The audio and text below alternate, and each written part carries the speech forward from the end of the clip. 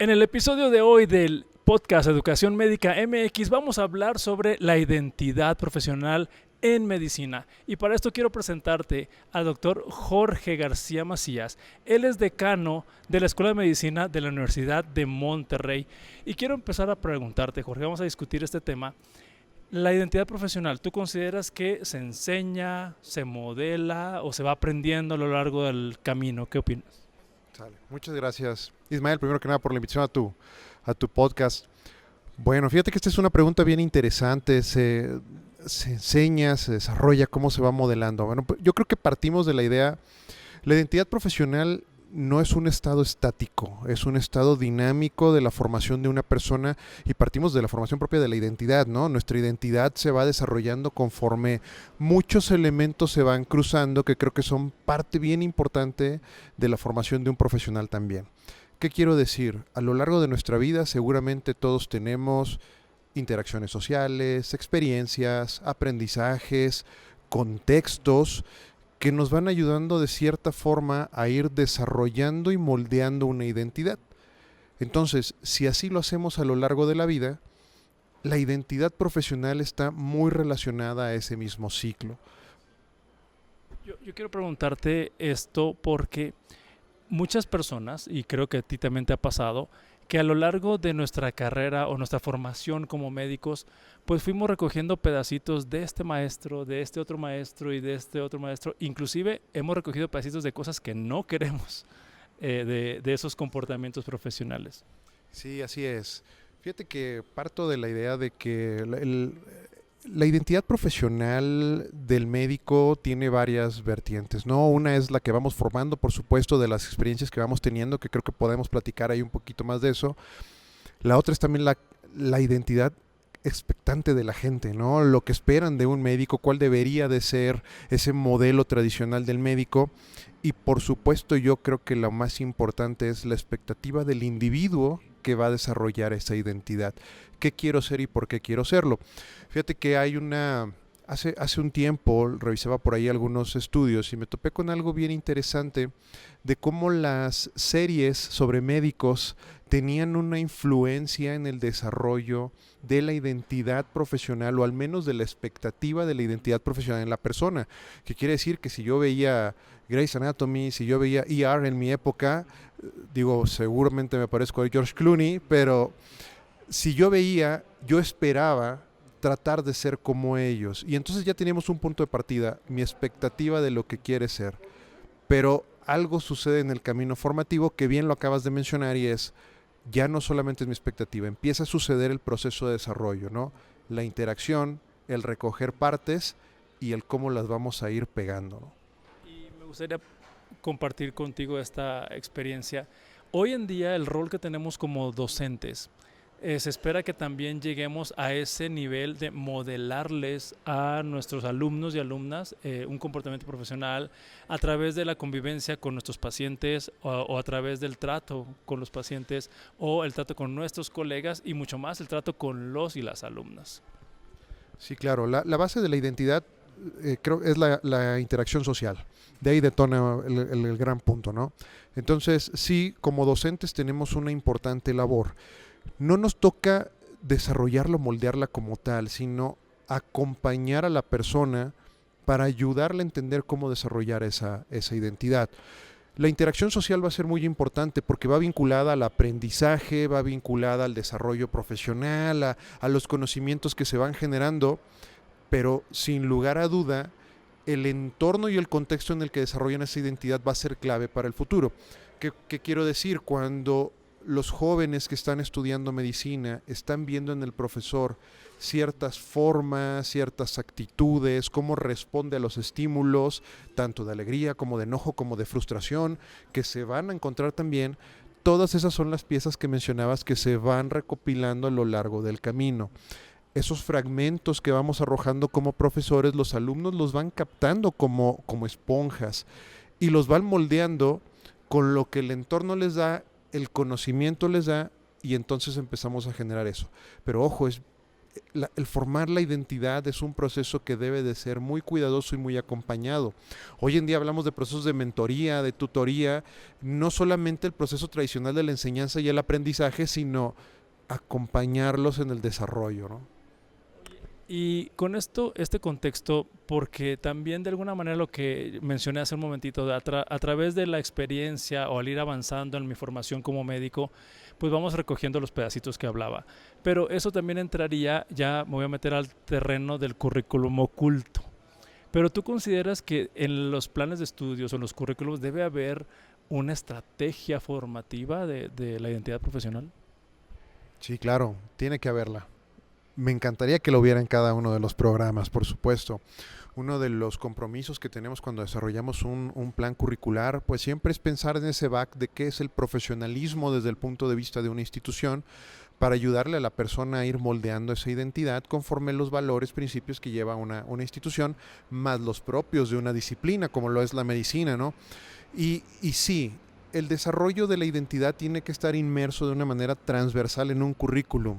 ¿Cómo acompañamos a un estudiante desde el día cero, cuando llega, para entenderlo? Entenderlo me refiero objetivamente a algo medible. ¿Cómo medimos el proceso de desarrollo de identidad que llega hasta el momento, hasta el día cero de la escuela de medicina?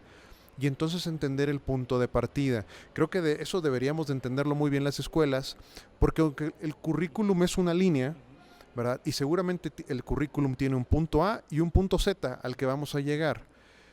Pero no necesariamente todas las personas llegan en el punto A. A lo mejor yo llego en el B, a lo mejor tú llegas en el C. Y hacer un buen diagnóstico al inicio del perfil de una persona nos ayudaría mucho a entender cómo acompañarlo a lo largo de su proceso de carrera para ir ayudándole a moldear eso. Entonces sí, creo que tiene que estar inmerso, pero no solamente es ponerlo en el currículum, tenemos que diseñar una estrategia que nos ayude a personalizar ese proceso al individuo. Y bueno, en esta parte del aterrizaje, como un ejemplo para las personas que nos están escuchando, yo he visto algunos modelos y quiero saber cómo lo conceptualizas tú, pero hay algunas escuelas que tienen una materia al inicio de la carrera que se llama Introducción a la Vida Profesional, por mencionar un nombre, y posteriormente vamos avanzando y en la materia, ya sea que se llame propedéutica, semiología, introducción a la clínica, será otro toquecito, y luego ya vienen los ciclos tan rápidos que como que no se ve la línea tan clara, pero ¿cómo lo conceptualizas tú? Sí, bueno, esa es la propia fragmentación curricular que existe, ¿no? En la actualidad. Sí, ¿cómo conceptualizarlo? Mira, esta parte de la fracciona, o de la fragmentación, mejor dicho, que se tiene en el currículum, favorece que queden huecos en el proceso del desarrollo de la personalidad del individuo, ¿no? Sobre todo el perfil profesional. Y con estos huecos pasan varias cosas. Una es que, por supuesto, el individuo la va a llenar. ¿Y cómo la vamos a llenar? Es del contexto, es de los profesores, por supuesto, y de las experiencias que va a ir viviendo a lo largo del camino. Pero ojo, fíjate que hay un modelo por ahí que se publicaba en 1986, el modelo de Dunlop, que hablaba sobre el desarrollo de la parte del perfil profesional en diferentes entornos y cómo un entorno que tiene alta complejidad, como la mayoría de los entornos o ambientes clínicos en los que se desarrollan nuestros estudiantes, que son de alta complejidad, si va acompañado de un perfil de alto soporte, es decir, un desarrollo docente de la mano que lleva un alto soporte personalizado, mentoría, tutoría y por supuesto apoyo con la aportación de los conocimientos, que es propio de una enseñanza, eso genera el crecimiento y desarrollo de un perfil profesional. Pero teníamos el otro extremo también, ambientes de alta complejidad con un bajo nivel de soporte hacen fractura, hacen una ruptura del perfil y la identidad del individuo y eso es donde podemos tener problema al desarrollar la identidad profesional, porque entonces la expectativa, mi entorno y el resultado van a ser diferentes a lo que esperaba. ¿Qué puede ser o cómo podemos pasarlo a una solución? No solamente ver el problema, ¿no? Hablabas ahorita sobre el desarrollo curricular. Precisamente la reflexión que se promueve es cómo quitamos la fragmentación y empezamos a entender el proceso de desarrollo del perfil a lo largo del camino. Porque sí, en la introducción a la medicina al inicio vas a tener una parte, ¿no? Y la propedéutica la otra, pero en el inter tuviste anatomía, fisiología, microbiología y el alumno aprendió de cada uno de esos docentes, y no estoy seguro si en algún momento le dijimos a los docentes que iban a tener esa función también, no solamente enseñar, ¿no? Entonces creo que de ahí parte. Bien, para irnos dirigiendo al final de esta entrevista, me gustaría pues lanzarte un reto y también que tú lances un reto. ¿Qué desafío quieres tú como decano lanzarle a los profesores y profesoras de las escuelas de medicina que nos alcancen a ver en este podcast sobre su responsabilidad y la formación de una identidad profesional? Órale, me la pusiste interesante. ¿Qué desafío? Híjole, yo les reto, es la palabra correcta, sí. Les retaría a hacer esta reflexión primero como personas, después en su materia y después en su función dentro del desarrollo de un currículum. Primero como persona, es mi propio perfil profesional como docente, ¿está listo ese perfil para la enseñanza? Si lo está, qué bueno, y cómo lo estoy fortaleciendo constantemente. Y si no lo está, que también se vale y es correcto. De hecho, es muy bueno identificar cuando no estoy listo todavía para un proceso de enseñanza.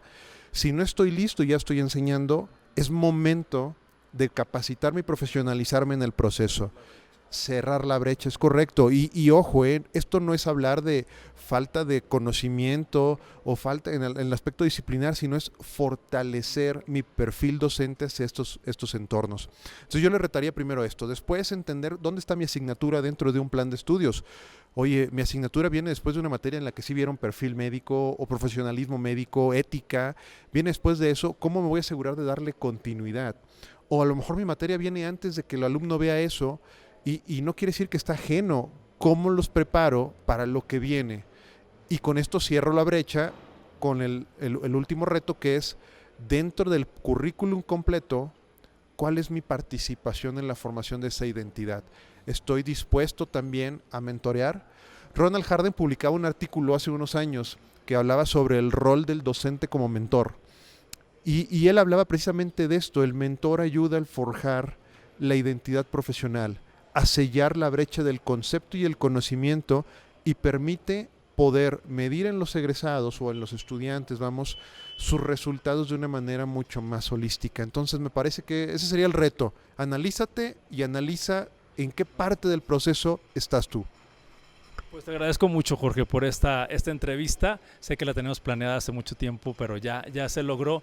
Y bueno, si tú consideras, profesor o profesora, que esta información puede inspirar, motivar o ayudar a algún profesor o profesora, compártele la información, y también nos encantaría escuchar tus comentarios.